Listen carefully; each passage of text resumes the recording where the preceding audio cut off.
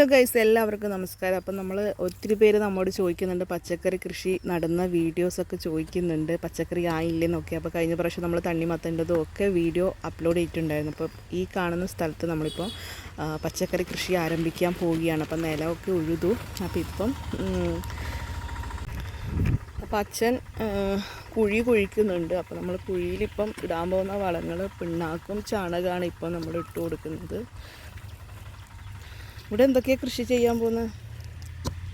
എല്ലാം നടന്നുണ്ട്. കുറച്ച് വൈദ്യുതി, വെണ്ട, കുമ്പളം, ചീര, കക്കിരിക്ക, പച്ചമുളക്. ജൈവകൃഷി മാത്രം അല്ലേ? അപ്പോൾ നമ്മളിവിടെ ചെയ്യാൻ പോകുന്നത് ഓർഗാനിക് ഫാമിംഗ് ആണെന്ന് പറഞ്ഞു. ജൈവകൃഷി മാത്രമാണ് ഇവിടെ ചെയ്യാൻ പോകുന്നത്. വേറെ രാസവളങ്ങളോ കാര്യങ്ങളോ ഒന്നും ഉപയോഗിക്കുന്നില്ല. അപ്പോൾ അതാണ് ആദ്യം തന്നെ വീഡിയോ എടുക്കാമെന്ന് വിചാരിച്ചത്. അപ്പോൾ ഇപ്പം നിലമൊരുക്കി തടം കുഴിച്ച് വളമിട്ട് വിത്ത് നടാൻ പോകുന്ന കാഴ്ചയാണ് നിങ്ങൾ കാണുന്നത്.